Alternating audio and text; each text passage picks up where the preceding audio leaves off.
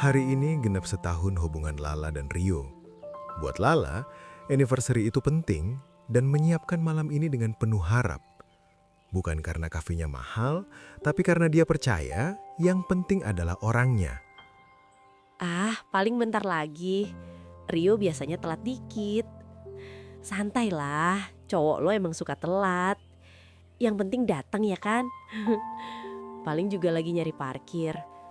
Atau jangan-jangan mau bikin surprise. 10 menit berlalu, ia masih tersenyum. 30 menit kemudian, harapannya mulai goyah. Dan ketika jam menunjukkan pukul 7, yang datang bukan Rio, tapi rasa malu dan cemas yang pelan-pelan memenuhi dadanya. Enggak, jangan overthinking. Rio bukan tipe yang lupa tanggal penting. Please, dateng Rio. Meskipun cuma sebentar. Kok belum diangkat ya? Kenapa sih nelpon mulu? Kamu di mana? Aku udah nunggu dari tadi. Ini kan anniversary kita. Anniversary? Gak penting-penting amat kali. Ribet amat sih pakai dirayain segala. Hah? Tapi aku udah reservasi, Rio. Aku cuma pengen makan bentar aja bareng kamu. Ya elah, gue lagi sama temen. Lagian buat apa sih buang-buang duit begitu? Aku udah di sini. Bentar aja nggak bisa? Enggak, lo nikmatin aja sendiri. Gue males ribet. Lah, ini meja lo berdua? Apa lo jadian sama kursi kosong? Enggak. Pacar gue lagi OTW. OTW dari mana? Planet lain? Udah gelap tuh. Dia sibuk. Oh, sibuknya sering ya pas momen penting. Ya udah deh, selamat anniversary sama menu kafe. Ada momen di mana kita sadar bukan cuma ditinggal secara fisik, tapi juga secara perasaan. Dan malam itu, Lala pulang dengan satu pertanyaan. Masihkah dia penting? Dan seberapa kecil posisinya di hidup seseorang? Setelah meninggalkan kafe, Lala tidak langsung pulang. Ada rasa penasaran yang bercampur cemas. Ia ingin tahu, apakah Rio benar-benar sibuk atau memang tak lagi peduli. Bro, itu cewek lo gak nyariin? Dari tadi HP lo bunyi mulu. Itu mah Lala. Ditinggal bentar juga panik. Anniversary katanya hari ini ya. Gila sih, cewek lo niat amat. Justru itu, kalau cewek udah cinta kebangetan, gampang diatur. Tapi lo gak kasihan apa? Udah nunggu lama tuh. Ngapain kasihan? Dia juga seneng kok ngelaporinnya. Gue mah tinggal datang kalau lagi mood. Kalau enggak ya, dia juga nerima. Anjay, cewek idaman dompet nasional. Ya begitulah. Dia tuh kalau udah sayang, mikirnya pendek. Cewek kayak gitu tuh dikasih harapan dikit, beres. Dia ngomongin gue gitu. Jadi selama ini dia anggap gue gampangan. Tapi enak juga sih ya punya cewek kayak gitu. Tinggal minta, beres. Ya makanya, kalau dia pergi juga paling balik lagi. Cewek yang udah kebiasaan ngalah, susah ninggalin. Malam itu, Lala akhirnya tahu.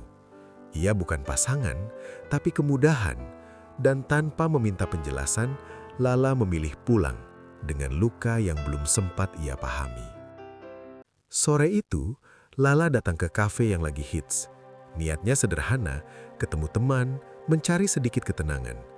Tapi sebelum sempat duduk, matanya berhenti di satu meja. Di sana ada Rio, duduk santai, tertawa, dan menemani perempuan lain. Yang paling menusuk, perempuan itu membawa tas yang sangat Lala kenal. Jangan bilang itu tas dari gue. Iya, itu tas yang gue beliin. Rio, Lala, ngapain lo di sini? gue yang harusnya nanya. Ngapain lo di sini? Sama dia. Itu tas dari mana, Rio? Apaan sih ribet amat? Tas doang. Jawab. Itu tas yang gue beliin pakai uang gue. Lo bilang buat mama lo. Katanya hadiah ulang tahun. Sekarang tasnya dibawa cewek lain. Rio, ini siapa? Temen doang, lagi lebay aja. Temen? Temen tapi tahu semua kebiasaan lo. Temen tapi tas gue sekarang sama dia. Ini maksudnya gimana? Gak usah dengerin dia, lagi halu aja. Halu, gue ngutang kemana-mana buat tas itu. Lo bilang gue harus effort kalau mau hubungan serius sama lo. Sekarang gue baru tahu, lo seriusnya cuma buat cewek lain. Ya salah lo sendiri, gue gak pernah nyuruh lo ngutang. Jadi selama ini mama lo cuma alasan ya? Biar gue mau beliin tas mahal yang ternyata buat cewek lain. Pantes lo gak mau gue ketemu mama lo. Jangan sok jadi korban deh. Lo sendiri yang terlalu berharap. Gue nungguin lo di kafe mahal buat anniversary. Lo bilang gak penting. Tapi lo punya waktu buat ngedate. Ya karena lo ribet, drama mulu. Capek gue. Ribet? Karena gue berharap lo normal sebagai pasangan. Gue gak pernah janji apa-apa sama lo. Jadi selama ini gue cuma mesin duit ya. Nikmatin aja tasnya. Sekalian sama orangnya. Hati-hati. Dia jago bikin orang ngerasa spesial. Sebelum dibikin gak berarti. Di momen itu, Lala akhirnya berhenti bertanya. Karena jawabannya sudah duduk di depannya. Lengkap dan menyakitkan. Setelah kejadian di kafe itu, masalah Lala belum berhenti. Hutang yang selama ini dia tunda, akhirnya datang menagih sendiri. La, gue mau nagih uang gue. Tin, kita ngobrol santai dulu ya. Santai apanya? Lu bilang minggu depan, itu udah lewat 2 minggu. Gue lagi banyak masalah, Tin. Lo tahu sendiri, hidup gue lagi ribet. Ribet. Tapi nongkrong tetap jalan, belanja jalan, pacaran juga jalan. Gue nggak buta, La. Story lo tiap hari kafe-kafe, tapi giliran bayar hutang, lo hilang. Jangan gitu dong ngomongnya. Gue juga manusia. Justru karena lo manusia, harusnya punya malu. Tin, jangan gitu dong. Gue lagi nyari. Gue minjemin lo karena gue percaya, bukan buat biayain gaya hidup lo, apalagi buat cowok lo. Jangan bawa-bawa Rio dong. Justru dia masalahnya. Lo tahu kan, semua chat, bukti transfer, janji lo masih ada di gue. Tin, maksud lo apa? Kalau minggu ini lo masih ngilang, gue bakal viralin. Biar orang tahu gimana lo sebenarnya. Jangan gitu dong, Tin. Itu jahat namanya. Jahat itu ninggalin hutang sambil hidup foya-foya. Dan satu lagi, kalau tetap nggak ada itikat baik, gue bakal lapor. Biar ada efek jera. Sampai segitunya? Segitunya karena lo yang bawa sampai sini. Dan uang yang lo pinjem nggak sedikit. Gue kasih waktu. Jangan bikin gue beneran jalanin semuanya. Jangan salahin gue ya. Pilihan hidup lo sendiri yang bawa lo ke sini. Lala Tira yang ia perjuangkan adalah cinta. Tapi yang ia pertahankan justru perlahan menghancurkan dirinya sendiri. Saat masalah mulai mengejar dari semua arah, Lala akhirnya memberanikan diri menemui sumber dari semuanya. Rio, gue cuma mau ngomong bentar. Cepet ya, gue mau nongkrong. Gue butuh duit gue balik. Yang selama ini gue keluarin buat lo. Sejak kapan pacaran pakai hitung-hitungan? Gue lagi dikejar utang, Rio. Temen-temen gue marah. Ada yang mau viralin gue. Lah, terus urusan gue apa? Itu kan masalah hidup lo. Tapi duitnya buat lo, Rio. Buat rokok lo, nongkrong lo. Eits, jangan dipelintir. Lo ngasih karena lo mau. Lagian kalau lo minjem duit ke teman, itu kebodohan lo. Jangan seret gue. Jadi gue harus ngadepin semua masalah ini sendirian. Dari awal juga hidup lo urusan lo. Terus tas itu gimana? Hutang gue banyak juga untuk beli tas yang harganya 2 digit itu. Lo malah seenaknya ngasih ke cewek lain. Jangan sok tahu hidup gue. Lo yang punya hak ngatur.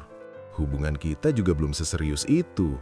Jadi jangan drama, jangan bawa-bawa keluarga gue. Gue ngelakuin semua ini buat lo. Ya itu pilihan lo. Di titik ini, Lala akhirnya sadar. Bukan hanya Rio yang mengambil terlalu banyak, tapi Lala yang terlalu lama memberi. Malam itu, untuk pertama kalinya, Lala pulang bukan membawa cerita bahagia, tapi membawa beban yang tak lagi sanggup ia simpan sendiri. Lala, kamu kenapa? Kamu habis nangis? Ma, Ryu selingkuh. Tas mahal yang dulu Lala beliin, katanya buat mamanya. Ternyata dikasih ke cewek lain, Mak. Astaga. Selama ini Lala minjem uang ke teman, bela-belain dia, meskipun teman Lala udah ingetin kalau dia bukan cowok baik. Tapi tadi dia malah bilang itu semua pilihan Lala. Kenapa ya, Mak? Orang yang Lala perjuangin mati-matian justru paling gampang nyakitin. Mak, Lala capek. Capek kenapa, Nak? Lala ngerasa bodoh, Mak. Lala ngelakuin semuanya, tapi tetap aja nggak cukup. Lala, orang yang tepat tidak akan membuat kamu merasa harus berjuang sendirian. Dan cinta yang sehat tidak akan membuat kamu kehilangan harga dirimu. Lala pikir sabar itu cinta. Lala pikir ngalah itu bukti sayang. Tapi kok makin sakit ya, Mak? Sabar itu baik. Tapi kalau sabar bikin kamu hancur, itu bukan cinta. Tapi Lala udah terlalu jauh. Justru karena itu, kamu harus berhenti sekarang. Mak, Lala mau putus. Mama dukung. Selama ini, Lala takut kehilangan dia. Padahal yang hilang, Lala sendiri. Kali ini, Lala mau nyelamatin diri Lala sendiri. Kadang, keputusan paling berat adalah yang paling menyembuhkan. Hubungan toksik jarang berakhir karena cinta habis. Ia berakhir ketika seseorang akhirnya memilih menyelamatkan dirinya sendiri. Pergi memang tidak selalu mudah, tapi bertahan dalam luka jauh lebih menyakitkan. Dan malam itu, Lala akhirnya memilih berhenti mencintai seseorang yang tidak pernah benar-benar menjaganya.